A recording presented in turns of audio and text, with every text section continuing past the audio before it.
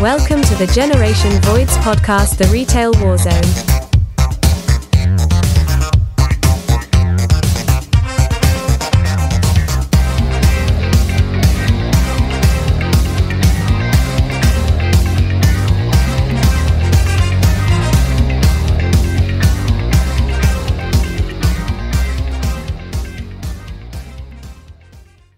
Tonight we have Jill of all trades, Iron Maiden, Mad Dog, and a new addition to the family, Velvikins. You're going to have basically 2 managers and 2 hourly associates. I don't know what's going to happen. This isn't scripted. This is all theirs. What I'm going to do is I'm going to step away here and let these ladies have the command center, and then it is their show. So I'll be monitoring in the chat as well as addicts. If we've got anybody new here, hit like, subscribe, all that other stuff. Ask questions, show the ladies some support, and we are good to go. So, Maiden, you there? I am here. Mad Dog, you there? I'm here. All right, I'm going to step away a second. Hello, Irish Connection. This ought to be a good one. I'll be in the chat here in just a minute. All right, and here come the ladies. So we thought that we would start off with just asking each other questions that we got off online and going through and seeing everybody's different opinions. Y'all good with that, ladies? Sounds good. Okay. Yeah. So with all of these questions, it's if you were to start your own retail chain, not taking into account what you're selling, just anything, what type of normal corporate policies would you choose to implement and why? And the first one, which has been something discussed on a lot of the podcasts so far, is about exchange and returns and what you feel your policy would be and if you would follow your policy if you even had one. Mad Dog, you want to start off? I can. I think for me, where I'm at now, we have a very short time frame for returns. I'd probably do the 60-day return period. But my thing is like, there's always going to be that customer. There's always going to be the exception to the rule. And I think for me, and this is going to sound real soft coming from me, for the most part, it's going to be take care of the customer because I had a customer one day who brought something back that I know she did not buy from my store, but she had a receipt and she had the box, and I did not want to return it, but my boss said, take care of the customer. So I told her, I said, well, I can't give you any money back, but I can do an exchange. So unfortunately, there's always going to be those exceptions to the rules. So having those hard and fast, set in stone rules, I don't think that's ever going to work. I just don't.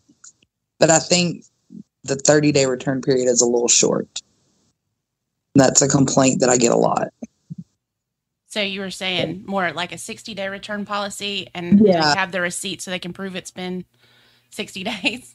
Yeah. But again, there's always going to be those exceptions. And like I had, again, one the other day. I know the lady bought it at Christmas, but is it worth the call to corporate? Is it worth the bad press? Well, the good news is in this situation, you would be corporate. Right. But again, then that goes back to the bad press because, that old adage of the squeaky wheel gets the grease, the ones who are upset are the ones that yell the loudest. So again, I know she bought it at Christmas. She didn't have a receipt. I told her, I said, I'm not giving you any money back, but you're more than welcome to do an exchange, but you have to spend what this is worth. There's no store credit. There's none of that. You just have to spend it. Okay. Maiden, how about you? Well, I kind of agree with Mad Dog on that because I think a 30-day return policy sometimes is it's a little like short window for some people. And I understand because like, I know me personally, I am the world's worst when it comes to bringing stuff back at all.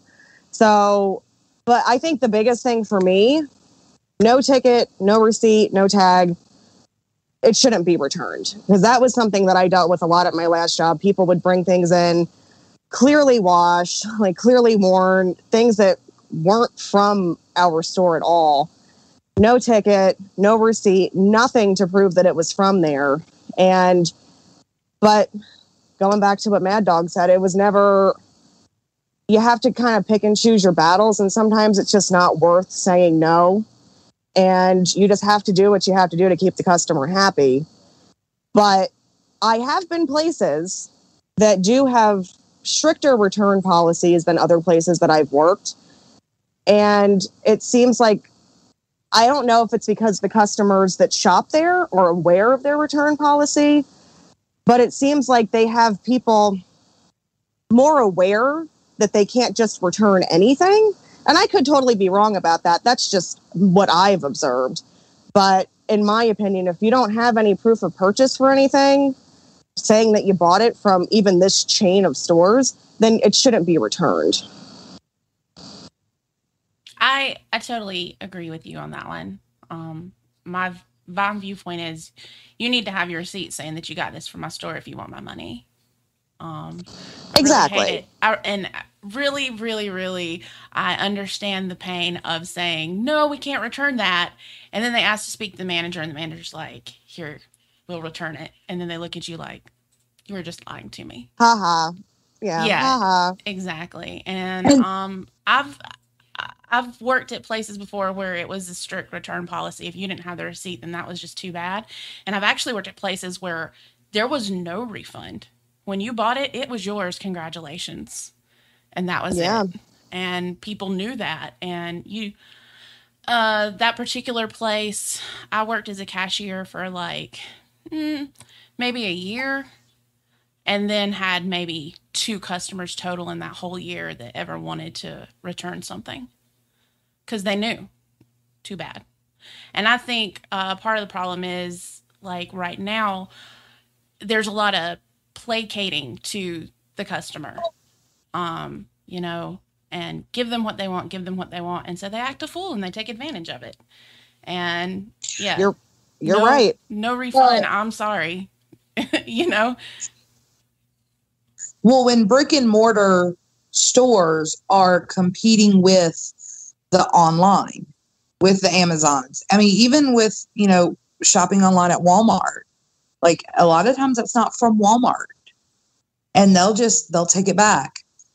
You ship it back, you get your money back. So I think due to the increase in the online shopping and the alternatives to brick and mortar stores, we have to become more flexible because it's real easy for them to say, well, just forget it. I'm going to go shop online now, because if there is an issue, I can return it. It gets put back on my card. So we do have to be a little bit more flexible and, change with the times a little bit, because the decor store that Scary and I worked at, when it was its previous life, there was no returns at all. No exchanges, no returns. They didn't care if you had a receipt. Didn't matter. Once it was like you said a minute ago, once it was yours, congratulations, it's yours. But times are changing. And Velvicans, what about you? I feel like if you were to have a policy that you shouldn't be able to return something that you've already bought, it would probably be better. Because some people just bring things back that they bought, just to say that they bought it there, but it's from somewhere else. And sometimes when they're talking to a customer service person, instead of like a store manager would probably give it back to them just to say that they're doing the right thing, instead of telling the customer, hey, you didn't get this from me. So that leads the customers to believe that they should get everything back, like all the cash that they spent, even if they haven't bought it there. So I feel like having a no return policy would probably be better than letting them return whatever they bought. Okay. And with that, I mean, like, if you had your own company, you're not necessarily going to be as big as Amazon to where you can take a hit on, okay, I'll take this back.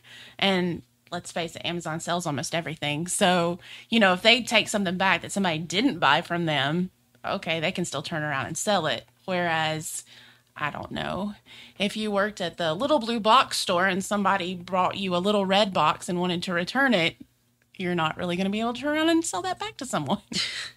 So I guess it does depend kind of on what you are and aren't selling. Okay, next question was, would you use secret shoppers?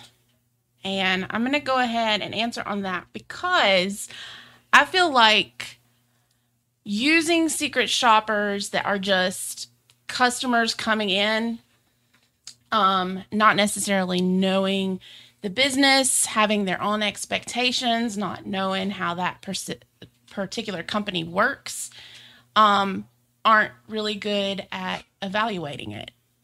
It would be much better, I think, to have, I guess, maybe a corporate person, which I realize that I'm probably about to describe what a district manager is supposed to be. But let's face it, when a district manager comes, everybody kind of fakes things.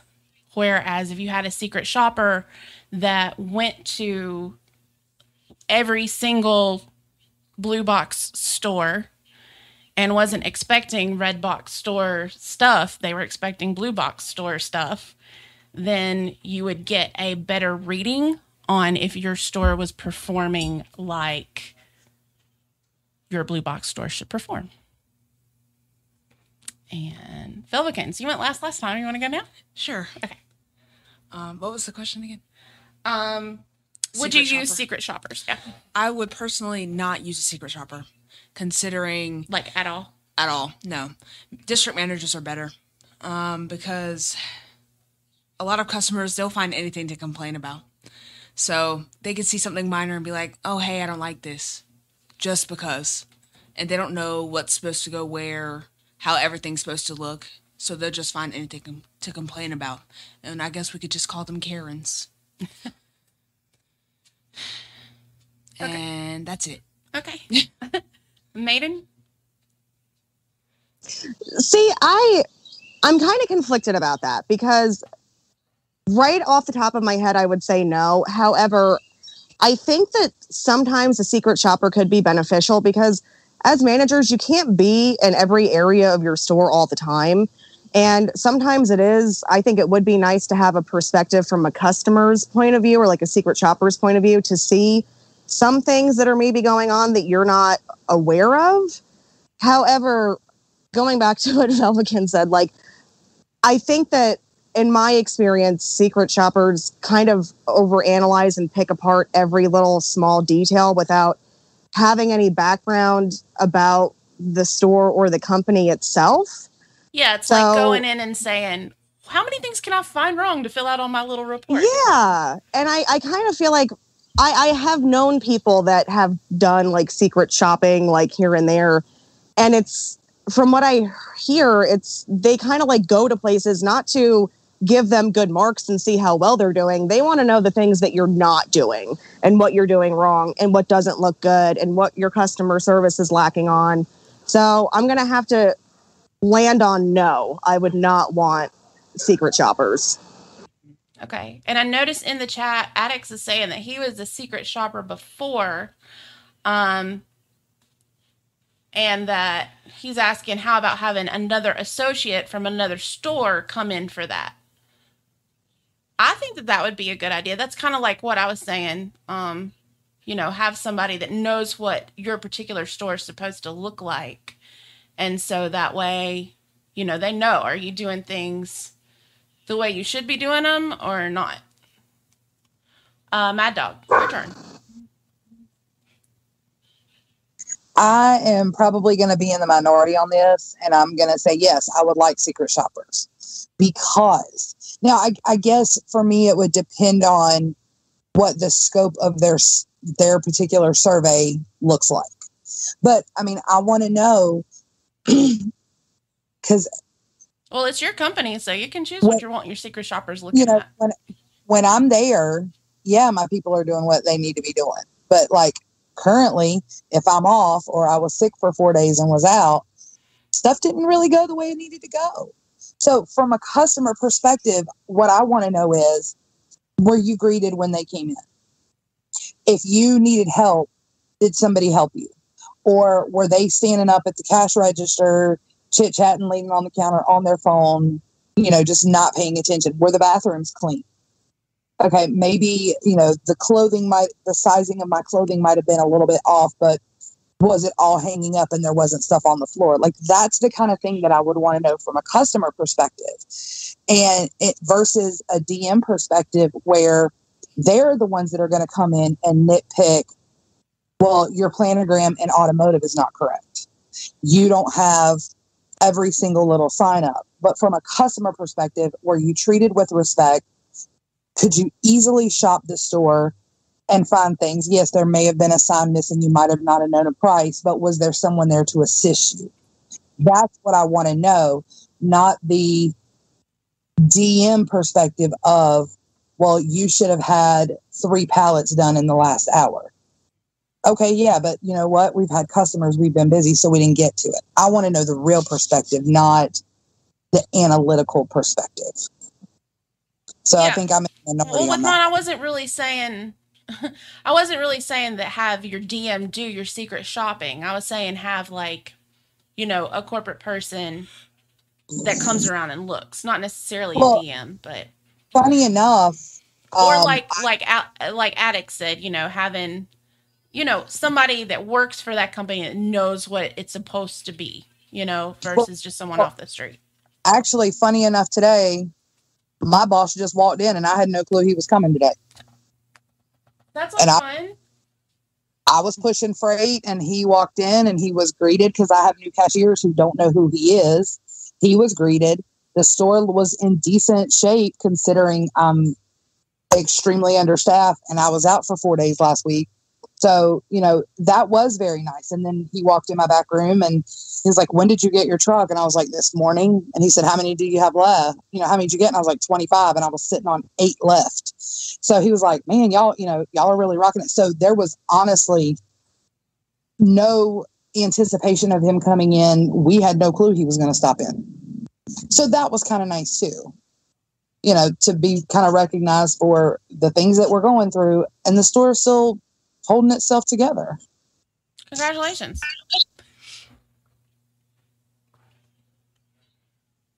Okay, the next question actually was about greeting customers.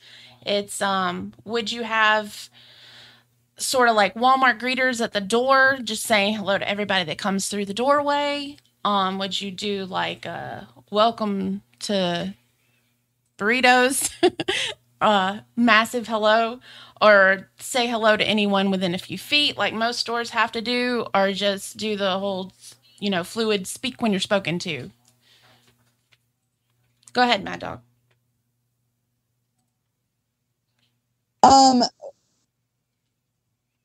Just going off of, what I've got going on right now and where I'm at right now. I mean, I want to speak to them, even if I'm on register bringing up a customer and I have a moment and I see them walk in, maybe they get their cart, blah, blah, blah. It's just a, hey, how are you? There's no like, I don't ever want to be like one of the people who, at the furniture stores who are working commission, who are like up your rear end as soon as you walk in the door. What are you looking for? What do you need? How much you want to spend? Nothing like that. Just a quick acknowledgement that they've walked into the building, a welcoming thing. And then as I'm walking through the store, like if I'm going to the restroom and I pass somebody, I say, hey there, how are you? But I don't stop. Like it's just kind of in passing, but just more of an acknowledgement that they're there. So, we try to do both, and I do like it. And I actually had somebody tell me the other day that it feels really nice just to be acknowledged when they come in. Okay, Publicans, how about you? How you feel?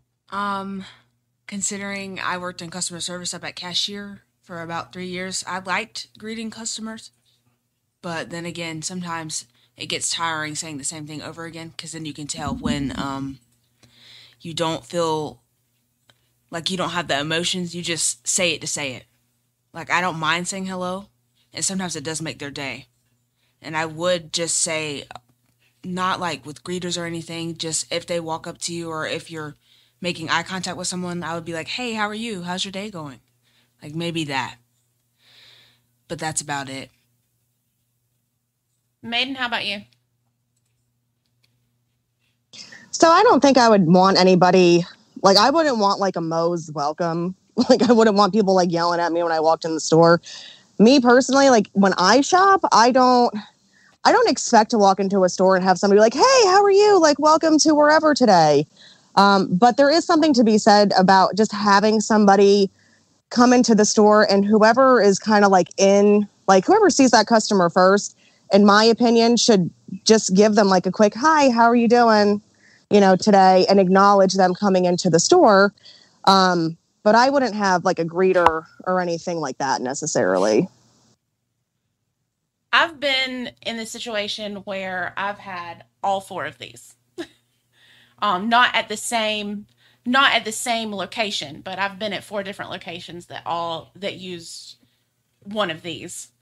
And the, welcome to burritos for the particular situation that I was in, that kind of worked until we got just so busy that you could barely keep up. And then it was a pain in the butt. And you didn't want to do it. And everybody realized you didn't want to do it. And it was mostly like, hey, welcome, coming the hell in, get the hell out by the end of the day. Me personally, I think that having like the Walmart greeters would be good twofold. Because you have them greeting people as they come in, but you also have them making sure that people don't push shopping carts full of stuff they didn't buy that aren't even in shopping bags with no receipt out your door. Especially if you have a store that says you have to have a receipt to do a return.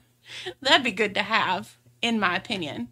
As far as the 10-foot rule and saying you absolutely have to speak to anyone that's like within 10 feet of you, if you're up on a ladder hanging signs or something like that, I don't want to have to stop what I'm doing to look at you in the face and be like, hey, how are you doing? Can I show you where the bathroom is?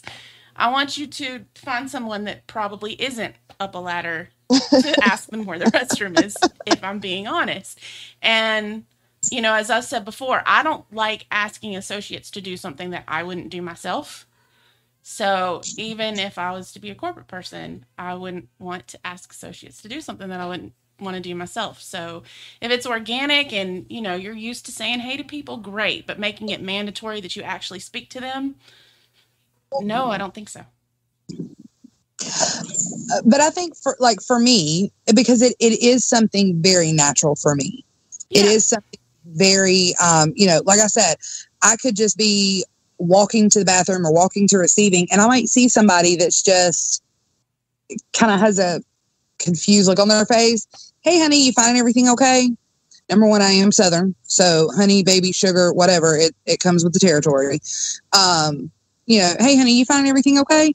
And most of the time they'll turn around, but again, I'm not stopping. I might slow down, but I don't stop.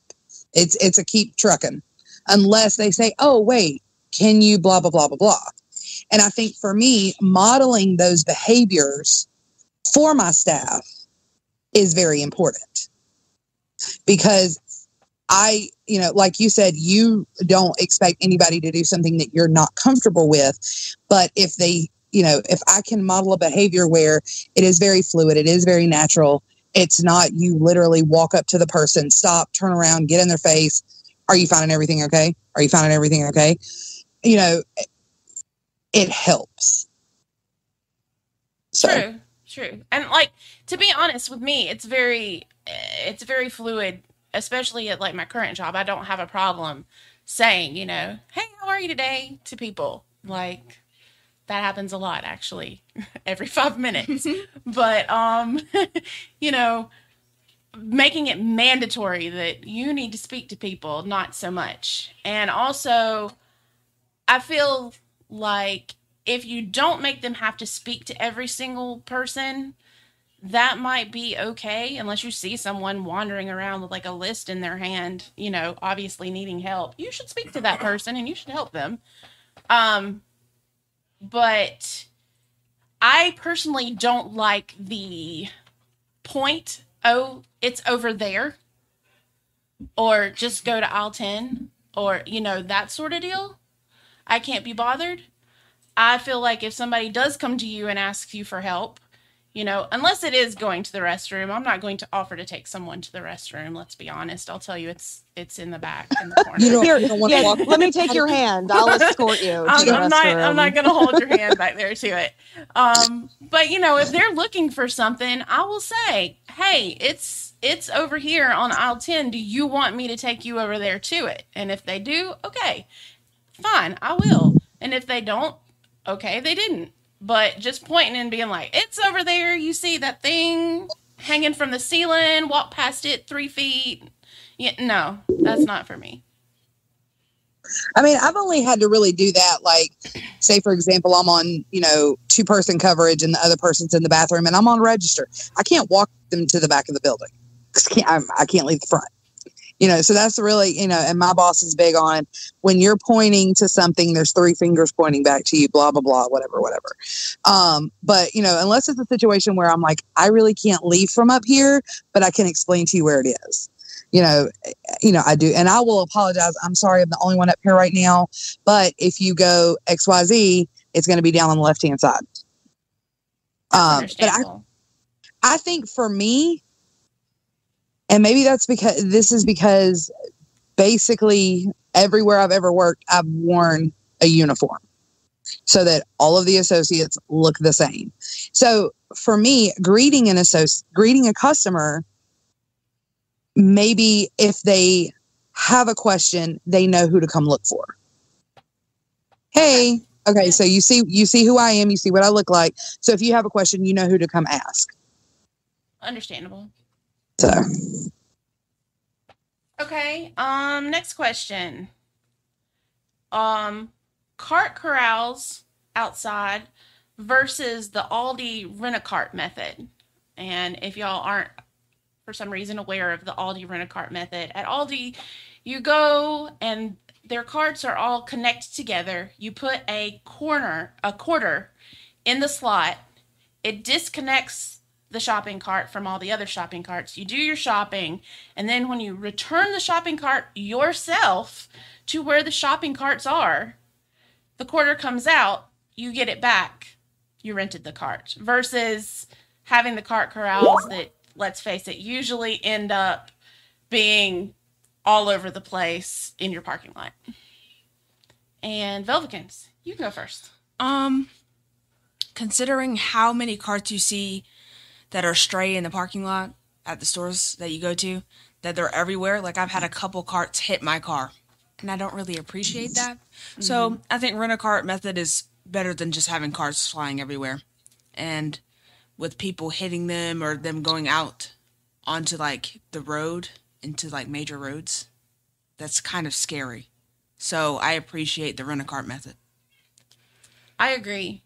I think that whoever came up with that with Aldi is kind of genius, because especially where I'm currently employed, and really, to be honest, other places I've been employed too, nobody ever wants to go get the carts out in the rain or in, the heat of the southern summer sun, and they just, it's always an issue. Whereas with that minimizes it, because people will do the right thing and put their carts back just to get their quarter back. Maiden, how do you feel about it? Oh, yeah, without a doubt. Aldi's is like legit cornering the market on the whole like quarter cart thing. Because for one, like I shop at Aldi's and yeah, like I know to bring a quarter and I know that I'm going to get my quarter back. And working at a place that doesn't have that, our store manager literally, like, people will take shopping carts and, like, just take them to, like, a different town. It's, like, the craziest shit I've ever seen. Like, literally, our store manager would have to, like, go and, like, get carts from, like, down the road with his truck because people would just, I don't know what they do with them. I mean, I don't know what the logic behind like taking a shopping cart like a half a mile down the road is. But all these, I mean, honestly, whoever, I don't know how more stores don't already do that because it's genius. True. Agreed. Mad Dog? Yeah, I need that where I'm at so bad. Right? I Can have we a- all just agree? I have a huge homeless population, and I went to the gas station that's across a major 5-lane road from where I'm at, and there's like 7 of them behind their dumpster back there. But I don't have any way to get them, and I'm surely not walking them across the street. It's not going to be a thing. But, you know, and not only that, but people driving through parking lots have zero respect when they see somebody pushing a line of carts into a building. True. Like, Oh, that's the truth. That is the for you truth. to just all of a sudden stop the 10 carts going down a hill, because my building is at the bottom of a hill in my parking lot, and they just come flying through there. I know you see my fat ass. I know you do. Like, and you just not gonna stop? Okay. Yeah, because I think also the price that we have to pay to replace them would be well worth investing the money to put whatever coin system on it. Well, I can say, like, probably Velvikins can back me up too. At the place I currently work, the amount of payroll that they spend just on having people go get carts is a lot. Because all day long, carts. That's all you hear over the intercom. Yeah. That's Same. Over the intercom. All Go you get hear carts. is, go get carts. Go get carts. Carts. In the chat, we have Mr. Scary saying, plus it keeps homeless people from taking them and also keeps people from stealing them to sell them for scrap. Yes. That's true. Well, another thing too, to get carts, like I know where I worked, I didn't have like a set budget for somebody to go get carts. So you're literally having to take somebody off of your sales floor or off of your front end to send them out there, or the manager themselves is having to go out there and not be in the building. And it's just, yeah, it's, I mean, it's kind of, you know, you're wasting resources on something that seems like if everybody did this would have like an easier solution. Yeah, and I think like people would know, hey, I need to keep a quarter in my pocket because most places I'm going to go is going to have this, you know? In the chat also, Russell says, when I worked at Save-A-Lot, one day a week, our DM would travel the streets to go get carts. Mr. Scary also says, at Dollar Tree, we had these huge poles to keep people from taking them at the door. That was a fail. They would just lean the cart backwards. At Burlington, Several people actually talking about the poles on the carts. At Burlington in Orlando, we had the locking mechanism on the wheel. Yeah, so if you got so far away from the front door, it locks up on you. I mean, it was an anti-theft thing, but also like the city of Orlando has an ordinance about shopping carts. So if you're a homeless person and you're caught with a shopping cart, you go to jail. Oh, wow. Yeah, because that's a big deal in Orlando. So, you know, as soon as you hit that certain spot, that thing locks up on you. And if they're running, and I've seen this and it's hysterical, if they're running and that cart locks up, I've seen people flip over the cart because they're still going so fast. It's hysterical to watch, but yeah. That's amazing. It's great. But then you have to have the stupid little thing and you have to walk up to it and unlock it. And half the time you can't find those things. You know, so then that just becomes more of a hassle because people want to steal those because it's a generic thing and it can unlock any of them. Yeah. Okay. Now, more kind of employee stuff, I think. Employee uniforms versus a dress code versus just wear their own clothes and how we feel about that. Me personally, I've worked at a place where you were allowed to wear your own clothes. There wasn't like a dress code per se. but people really struggled with knowing the difference between something that's appropriate to wear to your place of employment and something that's appropriate to wear to the club when you want to advertise that you want to have a booty call. So, having said that, I think having, either a dress code, I think that having if you have just polos that everyone's supposed to wear, I mean, especially if you provide them to them, I don't see a problem with that. I think it's kind of ridiculous. A lot of places that think that you should wear khakis and polos because, especially if you're stalking and on your knees and climbing stuff, you are going to rip those khakis and have to buy more and rip those khakis and have to buy more. And I think it makes more sense to just say, wear jeans with no holes that aren't around your ankles and this polo. Have a nice day. Mad Dog, your thoughts? Yeah, I'm 100% for that because I don't know if anybody's been in Walmart lately. I'm sure you have, but Walmart has reverted. When I worked there, we had a dress code. We had a navy shirt, and it could be any navy shirt. It could be a t-shirt, button-up, polo, whatever, and khaki bottoms. And now it's just, wear whatever you want. And so what I'm seeing is a lot of times you'll see that they have their lanyard around their neck. So you know that they work there. But because they're in street clothes or they're not as identifiable, they try to hide from customers that way. Yeah.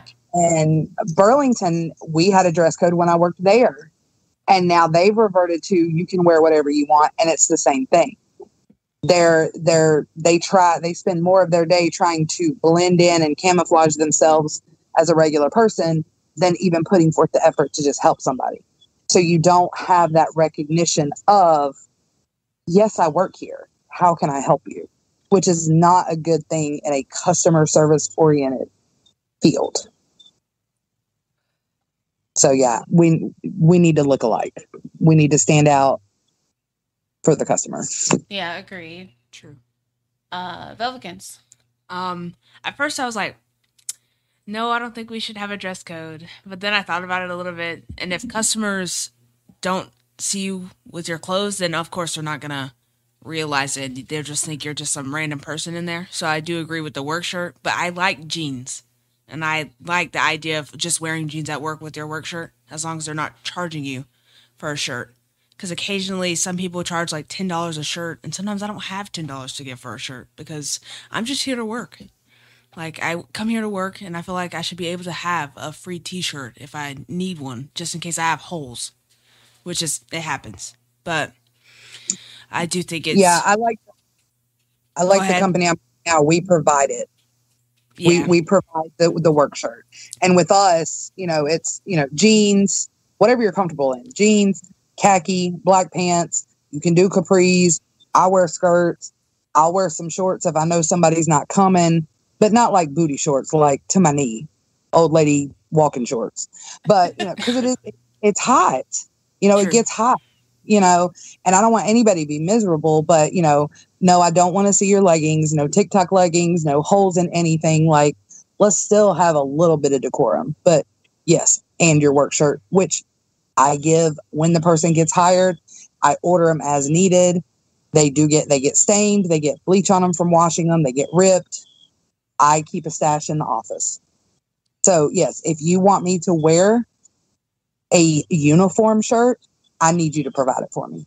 True. So I feel you on that one, 100%. Now, where you're at now, how do they feel about like the person that, oh, I forgot my shirt, I need a new one. Oh, I forgot my shirt, I need a new one, like repeatedly?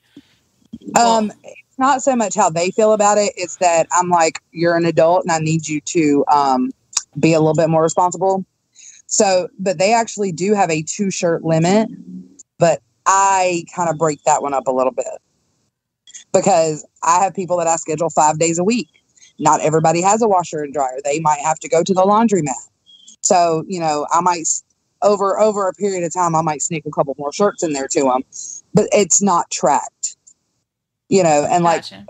My polo, like management wears polos, associates wear t-shirts. My polos are crap, being honest. I mean, every time I lean up against my counter, they get picked up because they're that really awful, like, polyester. And I'm like, I can't, management's only supposed to have 3 shirts. I'm like, y'all are crazy. Y'all are insane. So every month I put in a shirt order. Well, here's a fun thing. Currently, where I'm employed, the managers have to wear button-up white shirts. Oh, yeah, the white shirts. And I feel so sorry for them. I'm so sorry, because you sneeze and all of a sudden there's a stain on your white shirt. Yeah, no, thankfully ours is black. Thankfully. Yeah. In the chat, Russell says, if they provide the dress shirt, then I find it reasonable, but don't charge me $25 for my shirt. Scary says, agreed on not charging for a shirt. Russell says, don't give me a shirt for a bonus or a that-a-boy. And then Addix wants to know more about TikTok leggings, but we'll just pass on over that. Sorry, Addix. And Maiden, it's your turn. I need you to put a bit on that. Well, I agree. I mean, there's got to be a dress code. I mean, I've worked places where there's been, quote, a dress code, but it was very lax. And basically it was, you can wear jeans, just don't wear a t-shirt that's got like graphics, that says like something, crazy on it. But people, like, in my experience, like the associates like really try to push the limit on that. And they'll come in and be like, oh, well, this is like, I didn't have time to go home and change. So to have some type of uniform, or I don't know if you want to call it a uniform, but yeah, to have, okay, you could wear jeans, you have to wear a black polo, and we're going to give that to you, because to be honest, if you're expecting somebody to wear like a certain type of thing to work there, then yeah, the company should be the one providing that to you, and you shouldn't have to pay for it. Well, when Scary and I worked for the decor store, it was supposed to be a very specific named shade of gray polo. But if you wanted to buy it through the company, they were like $20 a piece. That's ridiculous. Yeah, and that's crazy. That's crazy. It was insanity. So like I just stumbled upon it like right after I got hired. I went to a random Walmart in Anderson and found gray polos for $3. And I was like, you know what? These are just going to have to work. Yeah. Yeah. I'm like, I haven't worked because when I got that job, I hadn't worked in about 6 weeks. And I was like, I can't go fork out, $60 for 3 shirts. No. Mr. Scary says, at Guitar Center, we got shirts for taking training modules. I have about 100. I don't know. That's a good idea, though. Because number 1, it ensures that the training gets done. And number 2, it provides you with your uniform. True. That's not a bad idea. That's actually a really good idea. Well, I worked at Krispy Kreme when I was 16, my first job. And that's a whole other episode. We have questions. Oh my gosh. Yeah. It was wild. Do you ever like put your mouth under the spigot? Dude, yeah, burn my face off. That'd be great. But well, the thing about Krispy Kreme that I actually liked was that they had like 3 or 4 different like style of like t-shirts that you could wear. They were like different colors, but they all said like the same thing on it. So you would get like, I think 3 t-shirts when you started, and you could just like rotate through those. And it was great. Like even me as like a degenerate 16-year-old, I knew if I had to work after school, I just throw my t-shirt in my car and I have my work uniform, and it was great. So things like that I think are kind of nice. Like even if like companies had like t-shirts or polos that they can give out that like had the company logo on it, I mean, it would be so much easier to identify people that work there.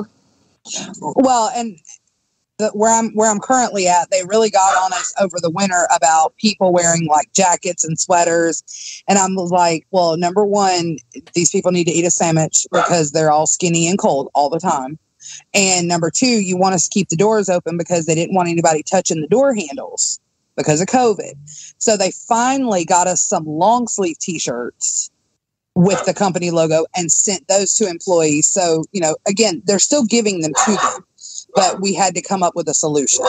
The company that I work for, you can actually get hoodies, but you have to buy them if you want to get the hoodie. Yeah. They also run so small. They do. So you request one and then It's horrific. it doesn't fit. It's terrible. Yeah. Okay. U-scans versus having all registers. How do you feel about that, Maiden? I mean, I guess it depends. I mean, I like U-Scan. I mean, when I go into a store and shop, I usually will pick that before I pick, well, I usually will do that before I actually go to a register, because in my experience around here, not a lot of places have cashiers staffed where it's enough to keep up with the volume of people they're trying to check out. So sometimes the U-Scan is easier. But I don't think that if it were my company that I would go to just U-Scan only. I would still have cashiers at my front end. Okay. I think that having the mix is good. That way you have people. I feel like U-Scan has kind of replaced the whole express lane. I might be dating myself, but there used to be express lanes or the 10 items or less lane, and it got to where people were not paying attention to that at all. And it seems like U-Scan is the new express lane.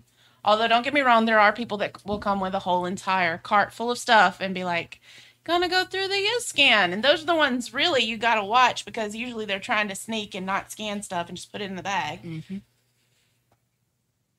Oh, absolutely. Well, and it's too, like, if you work at a very high volume place and somebody's just trying to come in and buy one thing and they're waiting in this long ass line because you only have enough payroll to have 2 cashiers, it would be nice to have a U-Scan. That way this, a handful of people can just go buy their stuff real quick and get out. Pelicans? Personally, I like U-Scan because I used to run it, and even though it does get busy sometimes, like during the holidays, and I used to run it, and sometimes it would just stop working, depending, because they were really old in the store that I was at the time. Oh, yeah. And so they stopped all the time. But I liked it. I liked being there, even though it was overwhelming sometimes. And I got to talk to people, and I got to move at a fast pace on there to pay attention to what the customers are doing. But seeing as people who work at Walmart and their U-Scans, because I've shopped there a couple of times, and when you go there and you scan things and you set them on the scale, usually it doesn't weigh them. But where the store that we work at, if you scan something and you don't put it down, it lets you know that someone hasn't put it down. Or if you take it out of the bag, you know that. And that is the difference between some of the U-Scans. Like Walmart, you won't even know. And you can just put something in the bag, or you cannot scan it at all, and you couldn't even tell. Or Walmart, I've noticed, you'll go to scan and it'll say that it's paging for someone to come help you, and that person's standing around talking to someone else. And you're like, hey, over here, could you help me a little bit? True. And Mad Dog.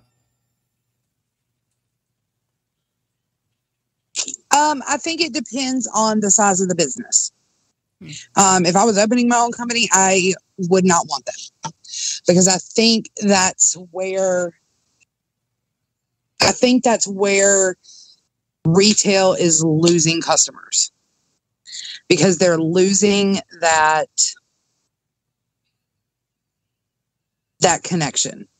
I think sometimes U-Scans can be very institutional feeling.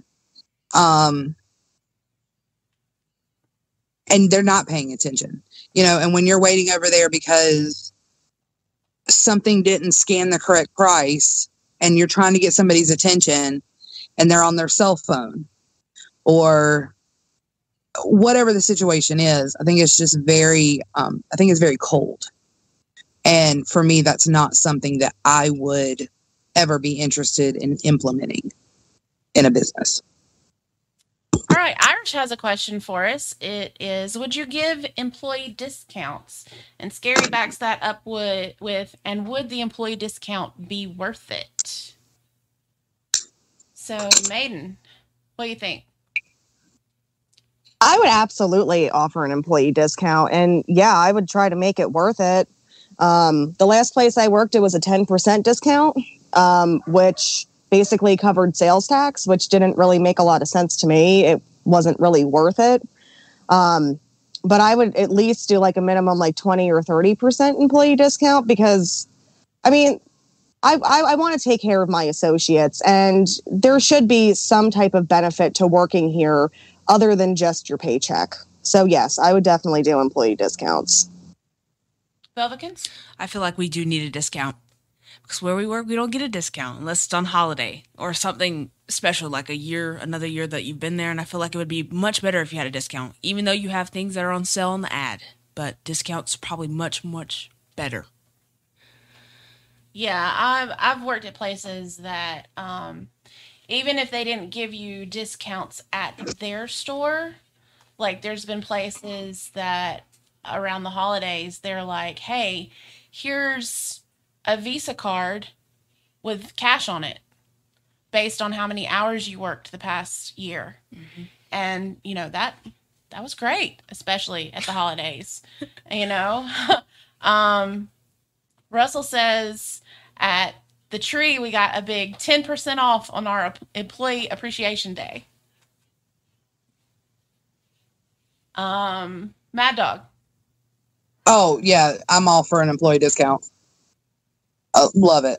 I mean, at the decor store, it was 25%. Granted, a lot of that stuff was way more expensive than it needed to be. Where I'm currently at is 20. And it's good. It's good. I mean, you know, even just if you wanted to buy a soda, you know, 20-ounce soda, you get 20% off. You get 20% off of the sale prices. So when it's 75% off and then you get your discount on top of that, like you really do get some good deals. We do have a rule, and this is probably something that I would implement in my own business, is that new freight or new product has to be out on the floor for 24 hours before an associate can buy it.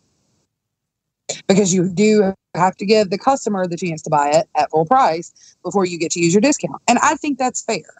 I actually do. And usually I still get what I want anyway. Yeah, I worked at a craft store before that. There was a big issue there because people would see stuff that they liked and not put it out. It would stay in a box in the back until it went on sale and there was a coupon and maybe even went clearance sometimes with the Christmas stuff. And the customer never got the opportunity to buy it full price, to be honest. Like, yeah. If it was something neat, y'all ain't going to see it. Yeah, it has to be on the floor for 24 is the little slogan, on the floor for 24 before we can buy it, which I'm like, okay, because I'm working 107,000 hours a week anyway, so I'm always there. So I'm still going to see it. Okay, next one is kind of a hot topic. Oh, did y'all have something else to say? No. Okay, we're going to go. Cell phones. Would you allow your associates to have their cell phones? I'm going to go ahead and answer with this one. I had a previous employer that they had what they called on stage and off stage.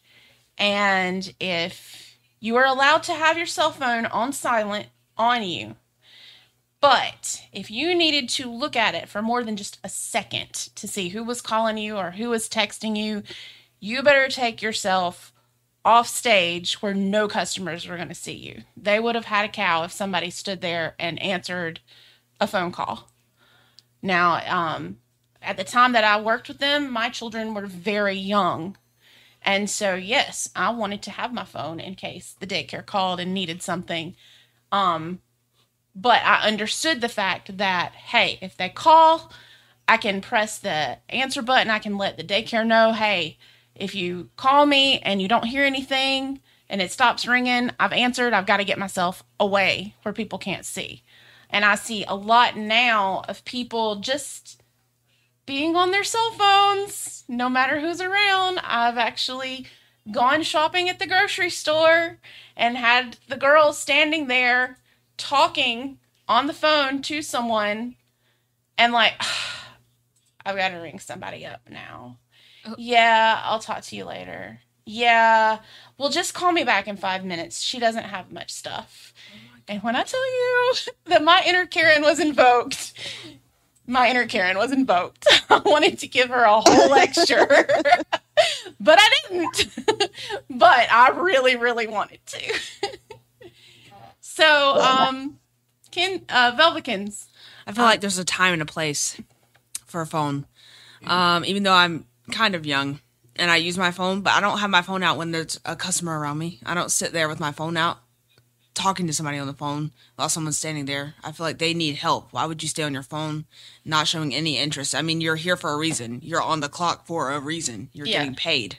So why are you on your phone unless you really need it? I feel like if you have enough time to stand there and Snapchat someone, then you need a box to open and put out or something. Oh, yeah. You have enough time to do something.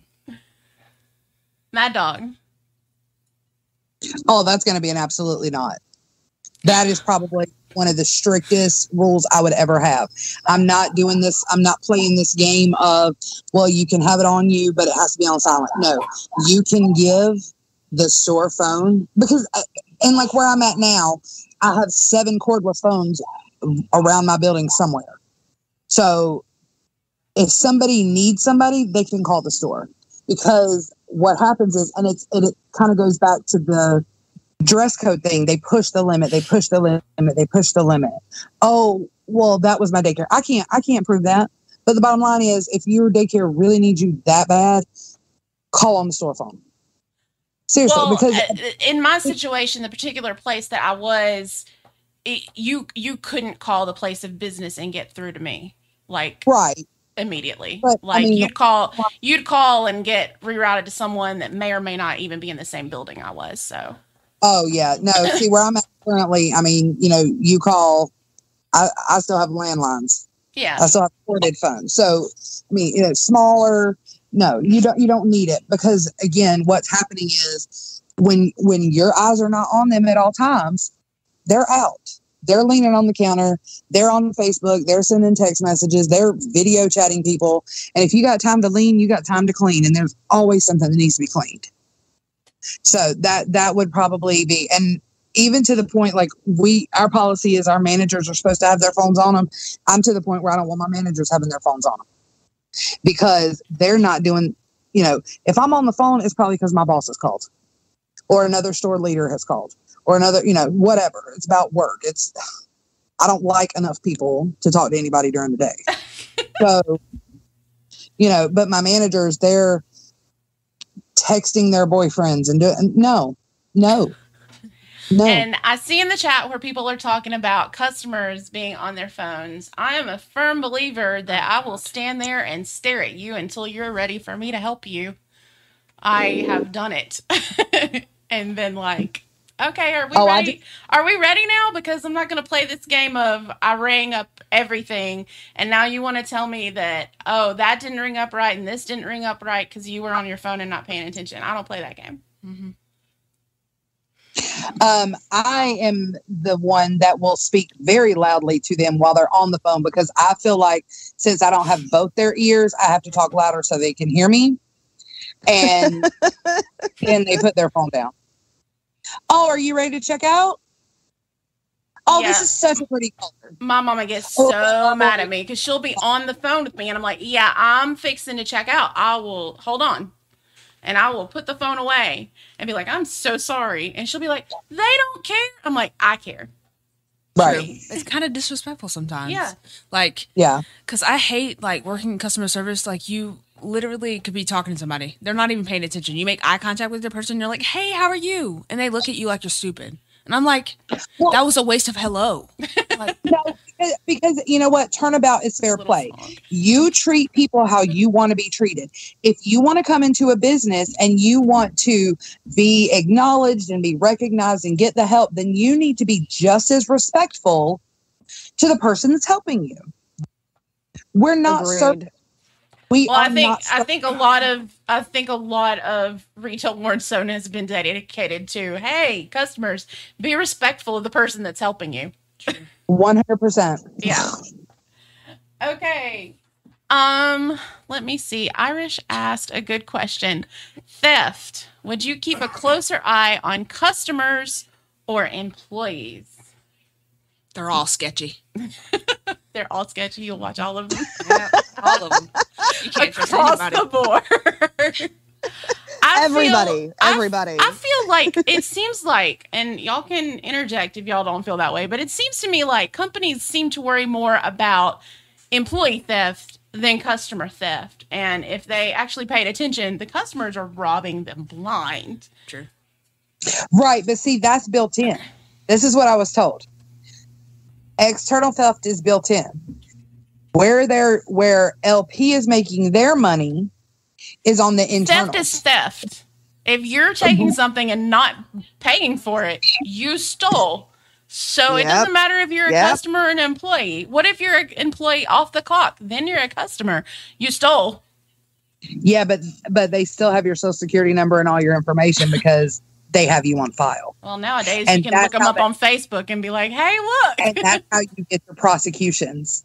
Is when you have their birth date and you have all of that stuff. That's when you get your prosecutions because you have it on camera and you can prove it and you have all their information.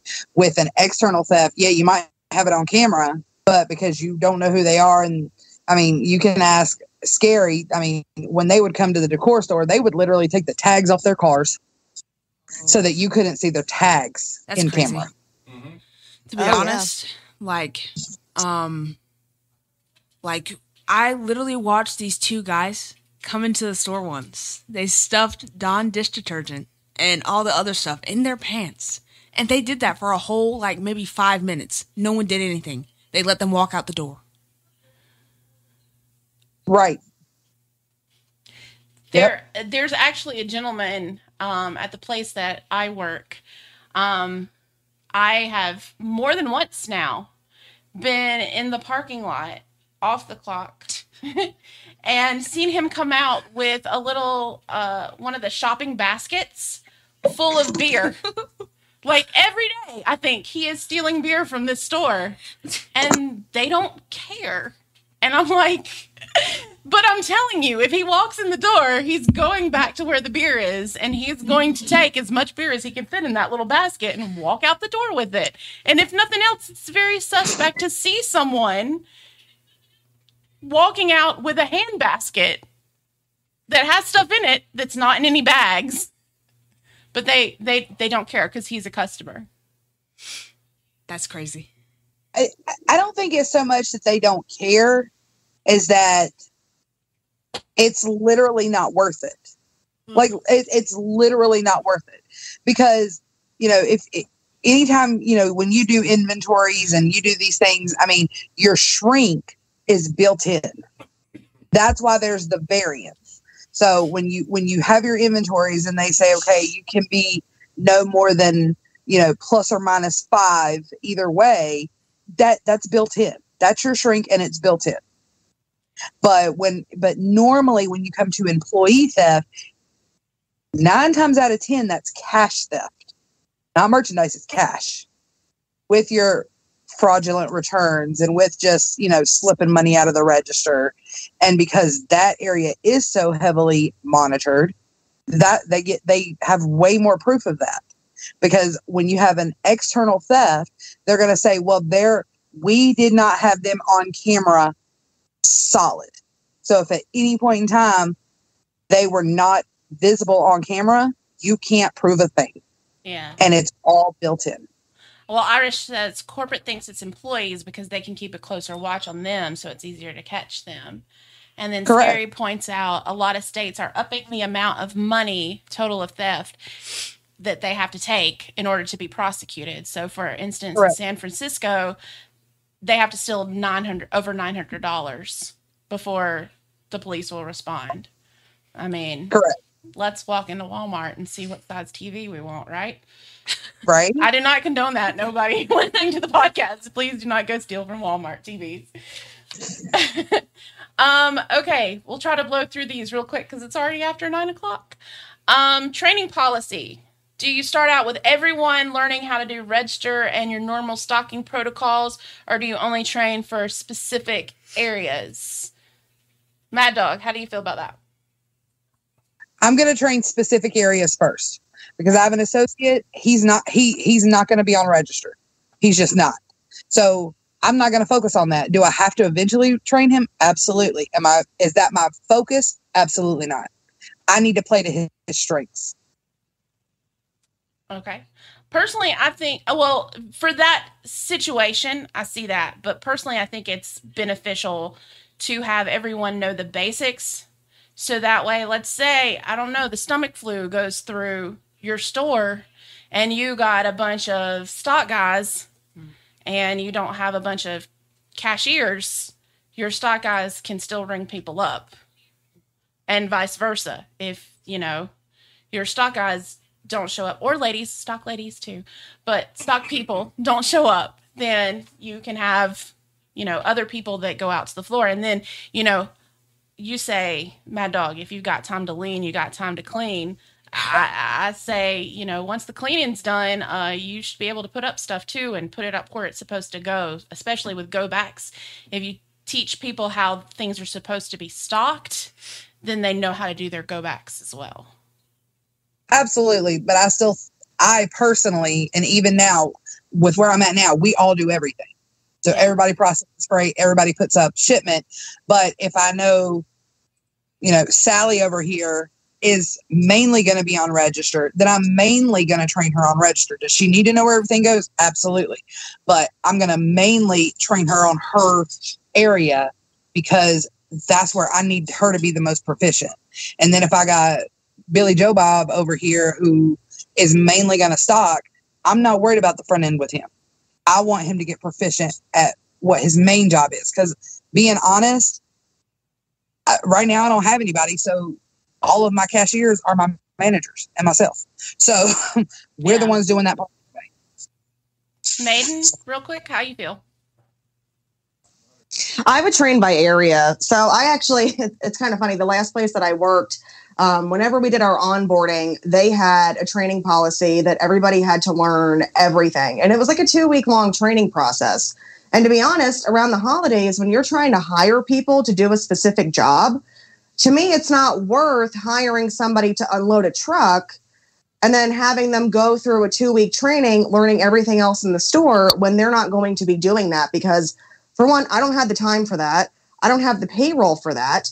And I've actually lost people in the process because they would come on and say, well, I thought I was being hired for this job. Well, yeah, but it's our training policy that you have to learn and like we got audited for that too. So if an auditor came in and saw that we onboarded somebody in the last, 60 days and they didn't go through all of these training modules for the different areas, we would get dinged for that. And I didn't think that was fair because if you need me to hire somebody to do a specific job and they're not going to be bringing customers up and they're not going to be, merchandising in my ladies department, then I don't see, it's like a waste of time to have them go through all of that when I can just teach them to do the job they are going to do and to do that well. Okay. And Velvegans. I understand what you're saying when you say that not everyone should be trained on the same thing all the time. I get that because some people don't have the payroll for it. But it could be helpful sometimes, but I agree with that because not everybody's going to want to run a register. Some people hate running register. And it is good to have separation between departments or being a cashier, even though it is very helpful if you're out of people, which considering a lot of people are low of workers and labor. So I get that. Either one could be fine. Okay. Breaks. Do you have strict 30-minute breaks or do you give like a 5 to 10 minute wiggle room window? Velvegans. 5 to 10 minute. I like that because I take that at work. It helps out because like when it's like gets really stressful and the people really stress you out, sometimes it's better, but sometimes 30-minute is okay too. Maiden? I mean, I would be fine with either. I think like Velkin said, it's nice to sometimes have that 5 to 10 minute wiggle room because, shit happens. And, if you're set to like a strict, you only get 30 minutes. I mean, sometimes that's not realistic, especially if it's really busy or there's something going on. So I would be open to either one, to be honest. Mad Dog. I got to go with strict on it because again, they are going to push the limits of everything. So if you're giving them 5 to 10 minutes of wiggle room, and they know this, then it's going to become every day 5-10 minutes wiggle room. And what the part that they don't see, that management sees, is I'm waiting on you to come back so this person can go, because that person's got to leave and I got to pull their drawer. It's got to be just black and white. I personally, I like giving the 5 to 10 minute wiggle room, especially because where I'm currently working, like if you go get something to eat, you might not make it back in enough time to get your food and come back and eat all at the same time. I've worked in a situation like when I worked for the bank. When I tell you it was so strict, if you were helping a customer and you were not going to be able to go the moment you were scheduled for break, you better let somebody know, because somebody else needed to go at that moment, because they micromanaged so much that they told you a person needs to be on break for this 30-minute window, for this 30-minute window, for this 30-minute window. And there was no overlap, no wiggle room, and it was hell. Nobody ever really wanted to go to lunch because it was such a freaking nightmare, because it's like, okay, you have to take people that are standing in line, but you don't know what they're coming in for. You know, they might just be cashing a check that takes like 2 minutes, or they might be cashing a check and asking 50 questions about things. And you didn't know and you didn't have any control of that, but they didn't care. If you were scheduled to go to lunch at 11:35 and you went at 11:36, you got written up. And that was crazy to me. It is crazy.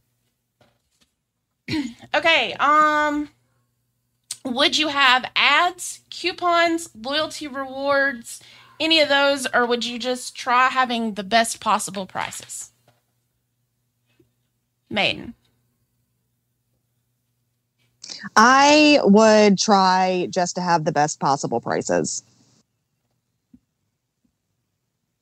Okay, Velvikins. Sometimes I feel like the ads and stuff that they put on the papers is a little stressful, considering it changes every week on a certain day.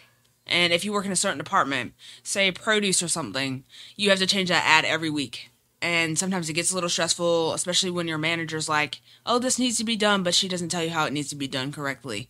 So it could be stressful with an ad. And sometimes I like the fact that anything could just go on sale without it having to be changed anywhere, as long as you know that there's a sale. And if you know that there's a sale and you have signs out there, it shouldn't really matter what you have on display or anything. Me personally, I am a fan of app sales and coupons. You know, I realize that especially some of the older generations don't necessarily have that or deal with it.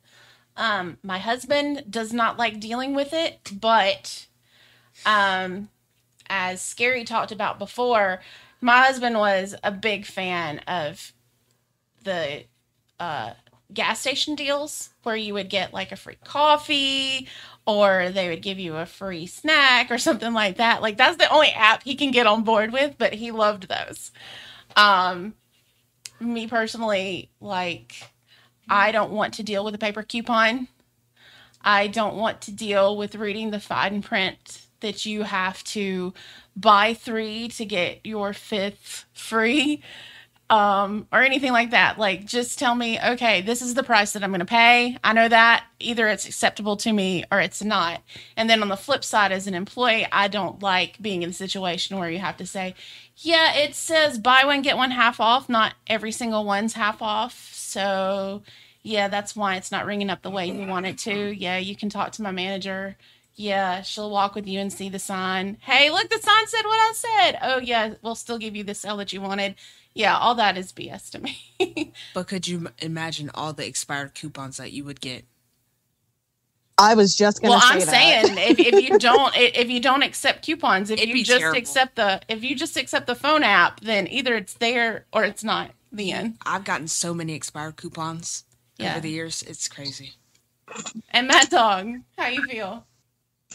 I have to look back at the JCPenney fiasco when when that CEO from Disney took over and tried to go to everyday low pricing and got rid of coupons. And what a disaster that was for the company, because people want to believe that they're getting a deal. Regardless if after the coupon it's the same price as it was at regular price, they don't feel like they're getting a deal. You know, so when somebody comes up to my register, I'm like, oh, have you signed up? You can save 20% off one item today. You know, oh, I can. They feel special. I can't do I could not do the everyday low pricing or, you know, whatever, because people do not like that cut and dry. They don't. And if we're going to get back to this customer oriented and be successful in retail again, we've got to in that way cater to the customer. Okay. And then the last question, unless we get any more from the chat, planograms and hard sets versus in-store merchandising. Do you think it's best to have a set layout of this is how it's going to look in your store versus being able to have people judge what will and won't sell in their store? Mad Dog, your turn. I'm freeballing it. I don't want a planogram. Okay. Do not want a planogram, because when you have a planogram and you go into Walmart and you go into gas stations, and if that item is not there, then you just have a hole. That's it. Yep. You know, I know my clientele where I work. I know the people in the area. I know what sells to them. So when I change out my front end, because I do have that creative license and that freedom, I sell my stuff.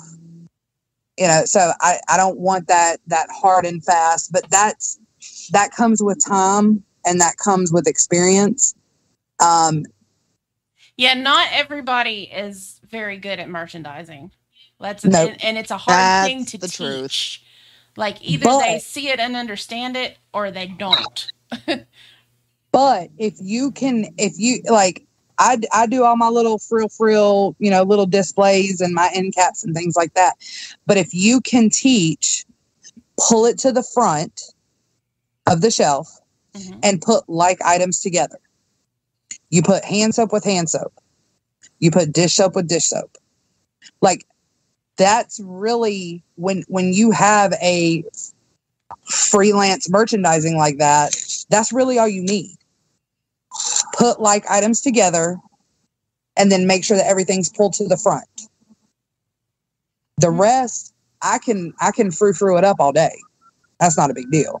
And then you can actually let people express themselves creatively like that as well. So a lot of times that can be easier because people get frustrated with planograms because they don't have what it's supposed to have. And I don't like it because it looks holy and we're missing things. So no, I want it to just look full and nice and neat and like you just cut the aisle in half. So. Me personally, I think that it would be good to have planograms like through your aisles, but have the ability once stuff sells down to fill in. But then have people merchandise the end displays, like your end caps, because that way, you know, if you have a bunch of stuff that you know is going to sell really well or really quick, you can put that out. I think the problem with that is, like I've seen before, if you have a manager that doesn't do the follow-up like they should, or you have end caps on back aisles, they kind of tend to get overlooked and then turn into a big old mess. Whereas if you have a set thing, you know. Now, the first job that I ever had, everything was planogrammed to the point where if you had an item that you needed to go put back and you didn't know where it was, you could scan it with the scan gun and it would tell you aisle 10, section A, peg 9. Like, it told you exactly where to go with it. And since it was a craft store with a lot of tiny items, that was helpful. But that's the only scenario I've ever been in where that would be useful, like micro planning it that much. Like, I see what you're saying, Mad Dog, about wanting to be able to fill in. Right, because you know when you're struggling right now and over the last year to even get product in your building, and you're not allowed to make adjustments because that's not where it goes and that's not what it's supposed to be. And then you look like you're going out of business Right. because you have all of these empty places. Velvikins, what you think? I feel like it could be crappy either way. I mean, it could be okay, but seeing as a lot of things are out of stock now, they don't have enough laborers to get everything in the store or from on trucks or whatever. So I could see how that could be difficult to fill holes with things that you don't have. Yeah. So I get that. Maiden? Yeah, so I would have to say that I do like the idea of planograms because, like you said, some people are not very good at merchandising, and it's easier to just say, okay, so this set is going to have this, this, this, and that in there. But if it were my company, there would be wiggle room in there. Okay, you don't have this? Okay, well then you fill it in with something else that you know is going to sell. But having rigid planograms where you can't change anything on it, I don't think is beneficial to the store, the employees, the customers, because you're left with holes and then everything just looks like shit. But again, some people aren't good at just saying, oh, this looks nice, I'm going to do this, because not everybody is good at that, and they make dumpster fires of displays. So, I mean, yeah, I think that there should be some type of structure around it. I wouldn't say rigid, but there's got to be something. And then, yes, you have that room and that freedom to fill things in and merchandise how you feel necessary and things that are going to sell in your store. Okay, real quick, last question, 7 minutes. What's worse, old employees with bad habits or new employees with no experience?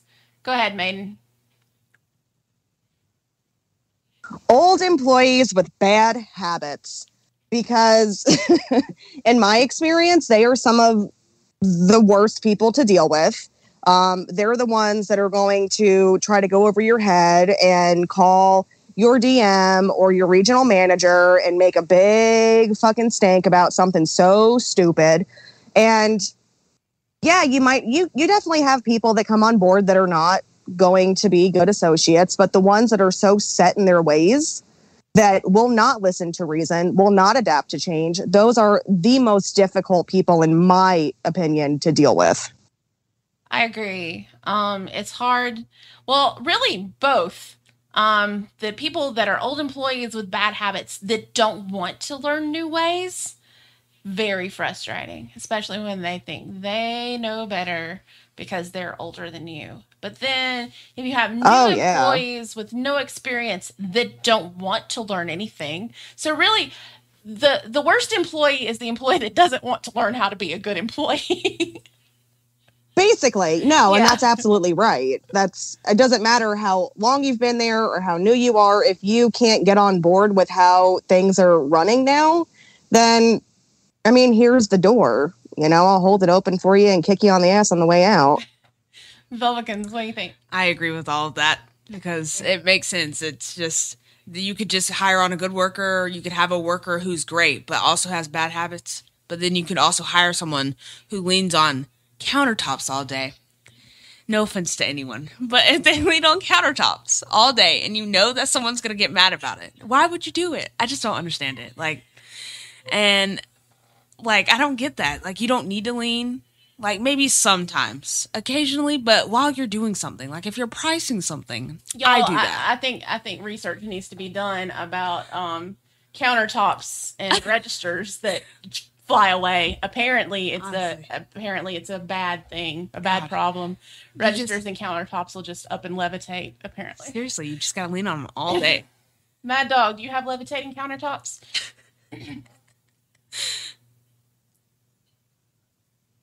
Mad Dog? I'm sorry, I don't know how to work my phone. Oh, okay. Yeah.